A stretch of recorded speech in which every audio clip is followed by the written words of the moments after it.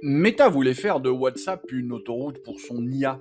L'Europe vient de répondre pas si vite. Bruxelles ordonne à Meta d'ouvrir WhatsApp aux assistants IA concurrents. Et derrière cette décision très technique, il y a une guerre énorme. Qui aura le droit d'entrer dans votre messagerie? L'affaire concerne WhatsApp Business, l'outil qui permet à des entreprises de discuter avec leurs clients via WhatsApp.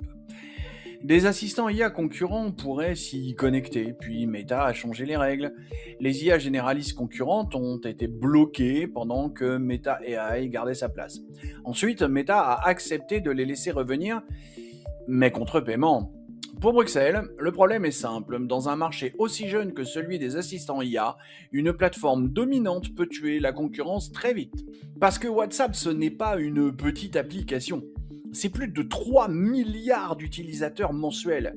Donc si demain votre assistant IA préféré peut répondre directement dans WhatsApp, prendre un rendez-vous, suivre une commande ou gérer un service client, l'enjeu devient colossal.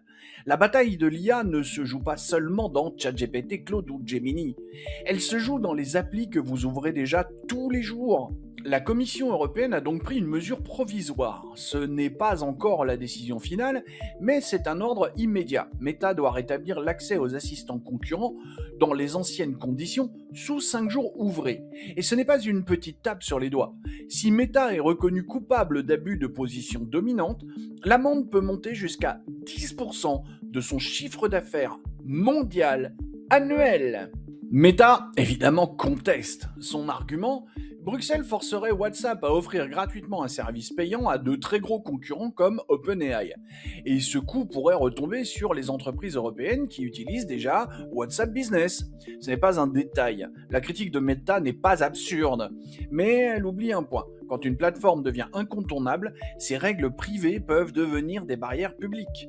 Le vrai enjeu, c'est ça. Est-ce que l'IA de demain sera ouverte à plusieurs acteurs ou coincée dans les écosystèmes des géants?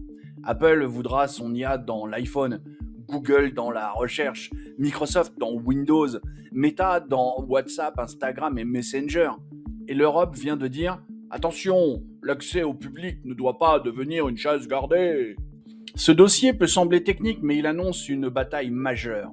Après la guerre des modèles, voici la guerre des points d'accès. Parce que l'IA qui gagnera ne sera pas forcément la plus intelligente. Ce sera peut-être celle qui sera déjà dans votre poche. Et la Commission européenne va encore se mêler de ce qui ne la regarde pas.